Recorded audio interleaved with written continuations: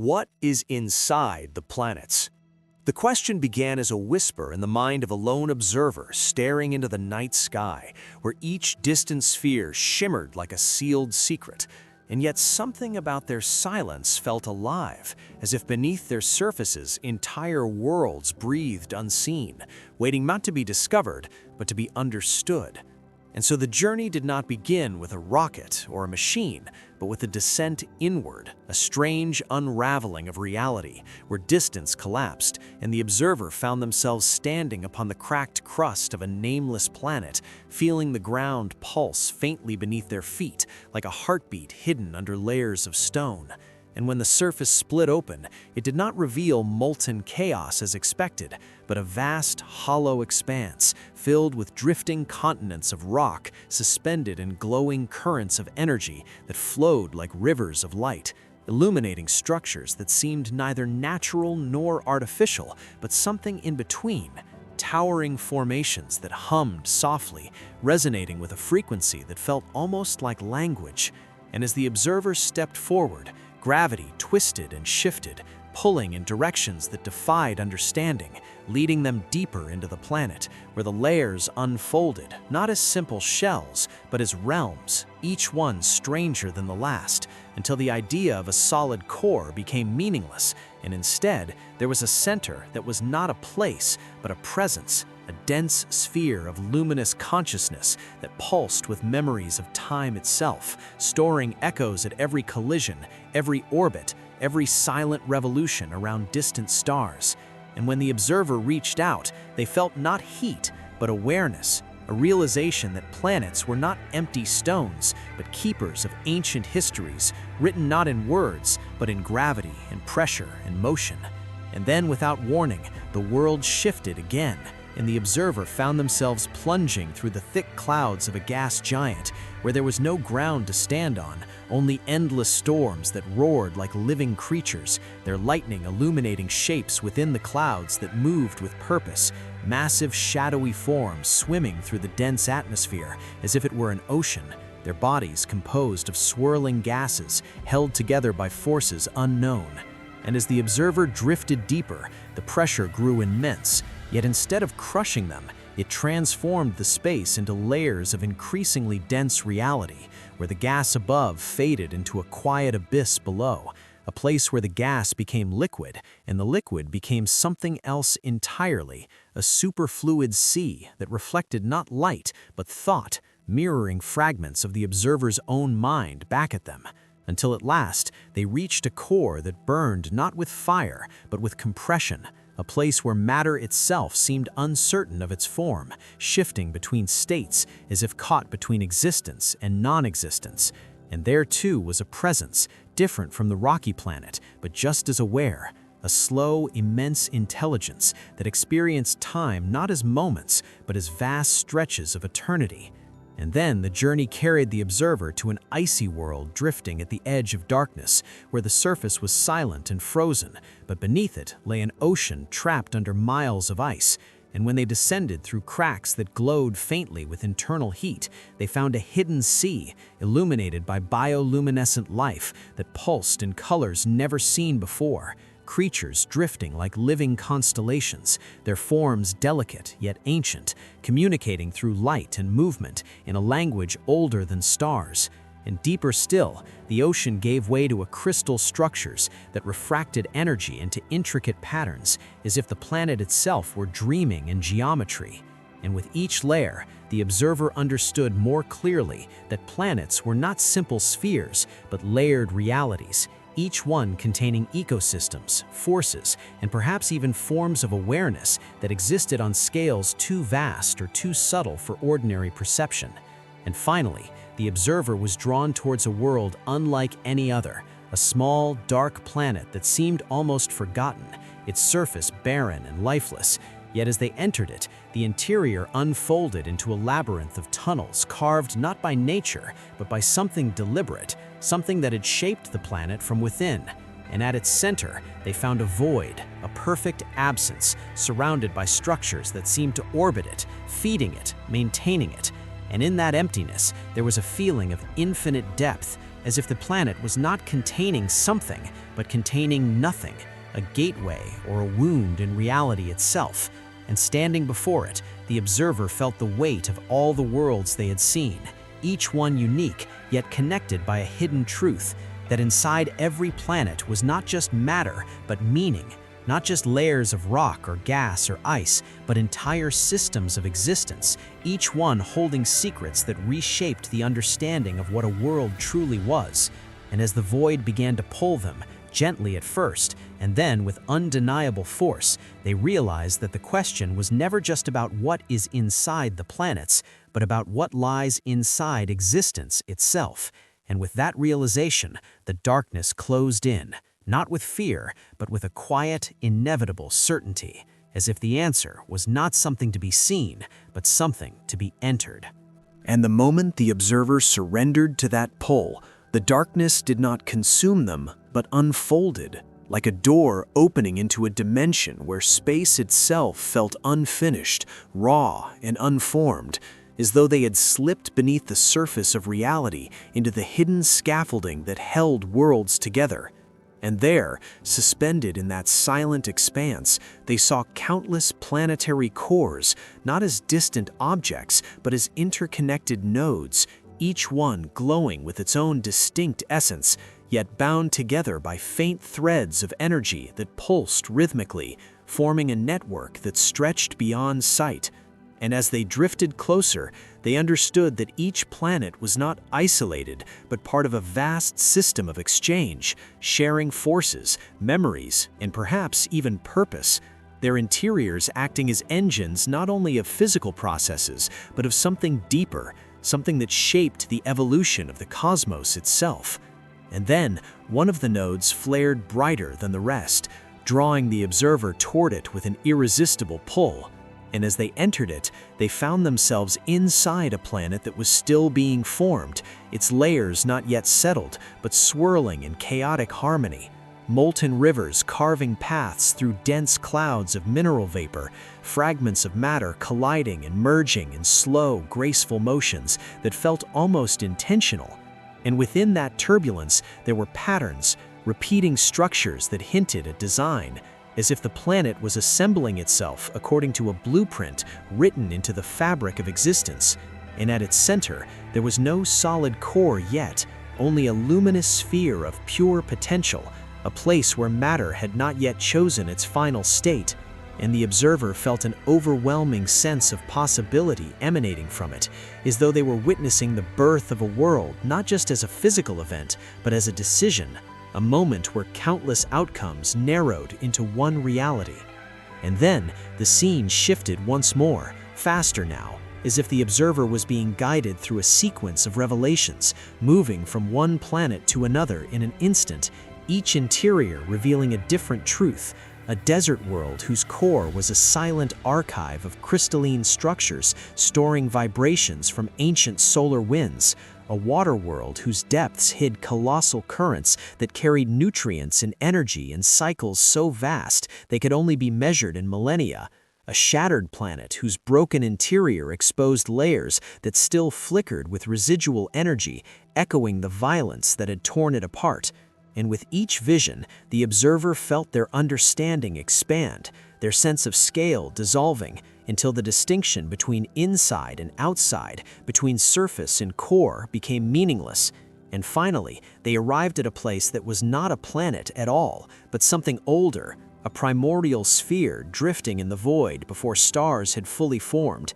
its interior unlike anything they had seen, composed of shifting fields of energy that folded and unfolded like thoughts. And within it, there was a presence far greater than any before, ancient, impatient, aware not just of itself, but of the entire network. And when it turned its attention toward the observer, there was no fear, only a profound stillness, as if time itself had paused to listen. And in that silence, a realization formed, not as words, but as certainty, that planets were not merely objects, but living systems in their own right, each one a stage in a larger cycle that extended far beyond any single star or galaxy, and that what lay inside them was not just material layers, but the very mechanisms through which the universe explored its own existence. And as this understanding settled, the threads connecting the nodes began to glow brighter, converging toward a distant point that pulsed with an intensity unlike anything else, a center beyond all centers, and the observer felt themselves drawn toward it, carried along the luminous pathways as the network itself seemed to guide them forward, until at last they stood before a vast, radiant sphere that dwarfed all others, its surface shifting with patterns that resembled the interiors of every planet they had seen combined into one. And as they approached, they realized that this was not a single world, but the origin of all worlds, a cosmic core from which planets were born and to which they would eventually return. And standing at its threshold, the observer felt the same question rise again, deeper now, transformed, no longer asking what is inside the planets, but what is inside the source of everything. And as the radiant sphere began to open, revealing layers within layers that stretched into infinity, they stepped forward without hesitation, knowing that whatever lay beyond would not be an end, but a continuation of the same endless unfolding, where every answer only revealed a greater question waiting in the depths beyond. And as they crossed that threshold, the sense of direction dissolved completely. There was no longer a forward or downward movement, but an immersion into a living continuum where layers unfolded like memories rather than structures, each one revealing not a place but a state of existence. And within this vast core, the observer perceived countless planetary interiors, not as separate entities, but as reflections, variations of a single underlying pattern repeating with infinite subtle differences. And the deeper they drifted, the more these patterns began to resemble something familiar, something almost biological, as if the universe itself were composed of nested systems that mirrored life, with planets acting as cells, stars as organs, and galaxies as entire bodies moving slowly through the dark. And this realization did not come as a sudden revelation, but as a gradual alignment of perception, where fragments of understanding gathered and formed a coherent vision.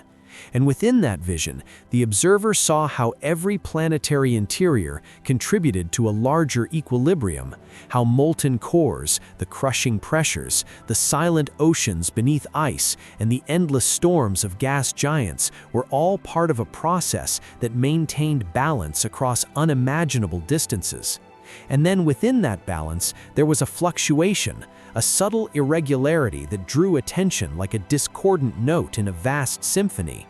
And the observer was pulled toward it, guided through layers that grew increasingly complex until they reached a region where the patterns broke apart entirely, where the familiar harmony of planetary structures gave way to something unstable, something evolving beyond the established order.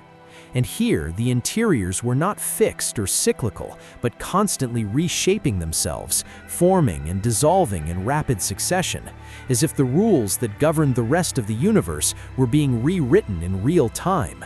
And within this chaotic region, there were fragments of worlds that had never fully formed, echoes of possibilities that had been abandoned or redirected. And among them moved a presence unlike the others, not ancient and steady, but dynamic and searching, its awareness flickering between states as it explored this unstable domain. And when it noticed the observer, there was a moment of resonance, a recognition that felt almost like curiosity. And through that connection, the observer understood that this was not a finished entity, but a process of becoming, a consciousness that was emerging from the very instability of creation itself.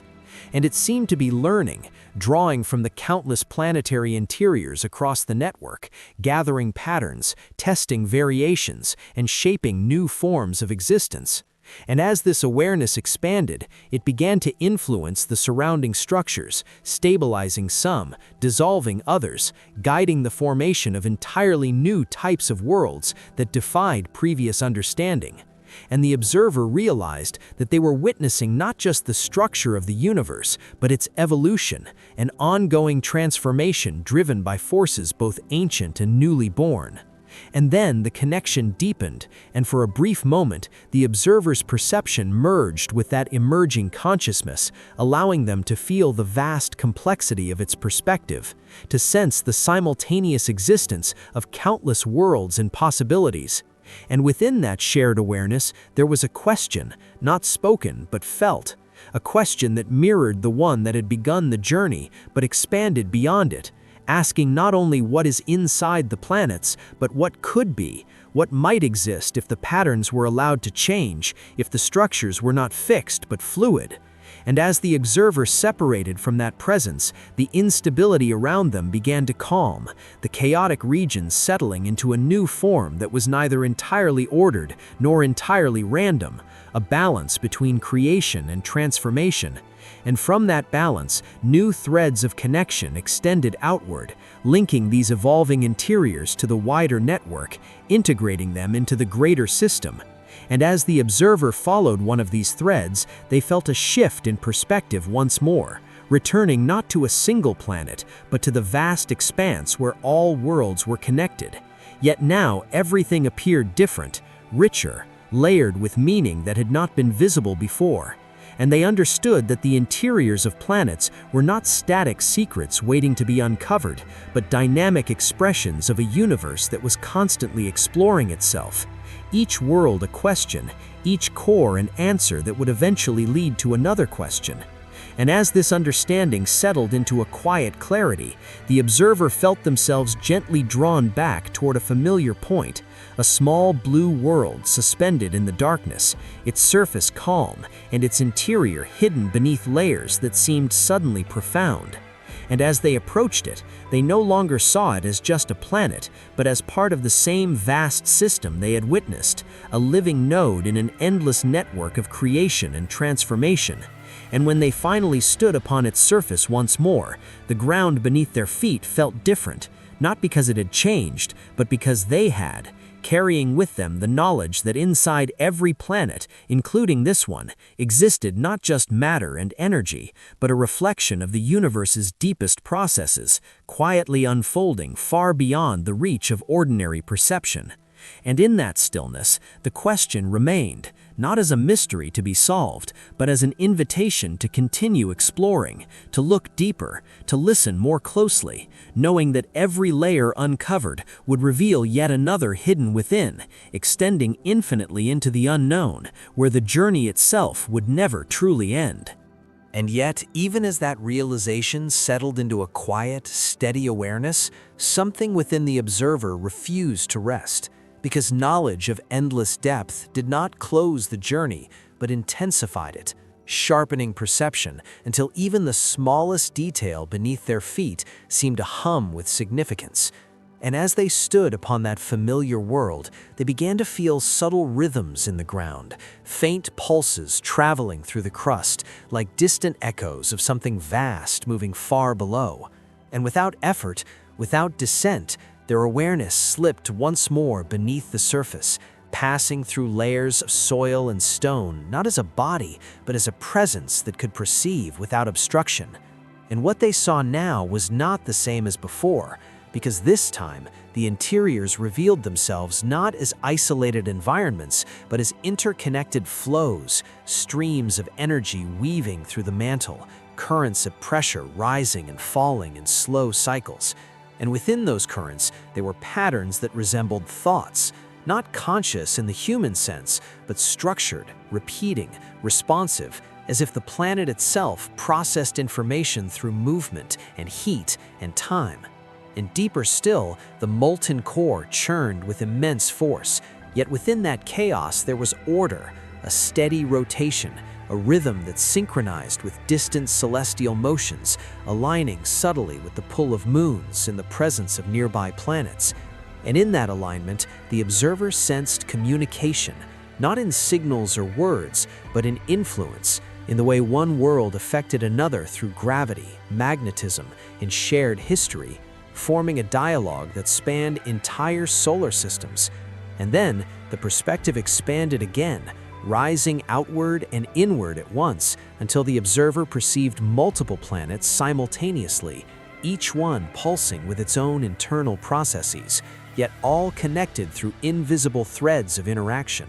And those threads formed networks within networks, linking solar systems to clusters, clusters to galaxies, and galaxies to something even greater that stretched beyond comprehension. And within this immense structure, the observer began to notice recurring motifs, similar internal architectures appearing across vastly different worlds, as if there were fundamental templates guiding the formation of planetary interiors, templates that could be modified but never entirely erased. And as this pattern became clearer, a new understanding emerged, that the universe did not simply create planets randomly, but refined them over time, learning from each iteration, adjusting conditions, exploring variations, and preserving what worked within the underlying fabric of reality. And this realization carried with it a sense of intention, not deliberate in the way of a conscious being, but inherent, embedded in the laws that governed existence. And then, as if responding to this recognition, the observer felt the shift in the flow of those invisible threads, a convergence drawing their awareness once more toward a deeper layer of the network, a place where the connections grew denser, more complex, and where the distinction between individual worlds blurred almost completely. And here, they encountered something that felt like memory itself, not the memory of a single planet, but a collective record of countless interiors, stored not in a location, but within the very interactions between worlds, a vast archive that preserved the outcomes of every formation, every transformation, every collapse and rebirth. And as the observer touched this living archive, they were flooded with impressions, glimpses of planets forming in violent storms of debris, of cores igniting under crushing pressure, of oceans appearing and vanishing, of atmospheres evolving, of worlds freezing, burning, breaking apart, and reassembling in new configurations. And through it all, there was a continuity, a thread that carried forward the essence of what had been learned, shaping what would come next. And within that immense flow of memory, the observer perceived something unexpected, a faint but persistent anomaly, a deviation that did not align with the established patterns. And as they focused on it, the anomaly grew clearer, revealing itself as a cluster of planetary interiors that behaved differently, their processes not entirely governed by the same rules, their evolution influenced by something internal rather than external.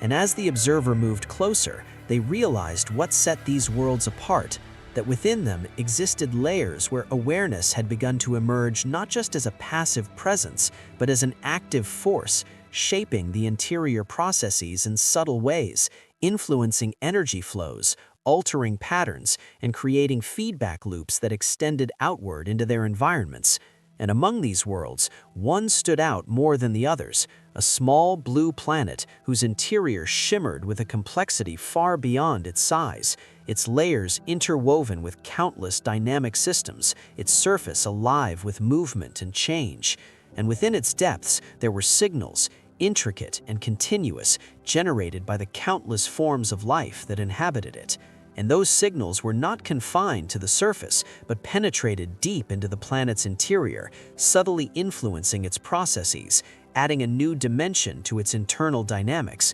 And as the observer recognized this world, they understood that it was not separate from the journey, but central to it, that this planet was a point where the internal and the external, the physical and the conscious, had begun to merge in a way that was still rare across the cosmos. And in that realization, the original question returned once more, transformed yet again, no longer asking what is inside the planets as a distant curiosity, but recognizing that the answer was unfolding from within this very world, within the countless interactions between its layers, its life, and its place in the network. And as the observer allowed this understanding to settle into a quiet, enduring awareness, they felt the vast connections around them stabilize into a steady, harmonious flow, no longer pulling them onward, but surrounding them in a sense of continuity, as if the journey had not ended, but had reached a point where movement itself became unnecessary,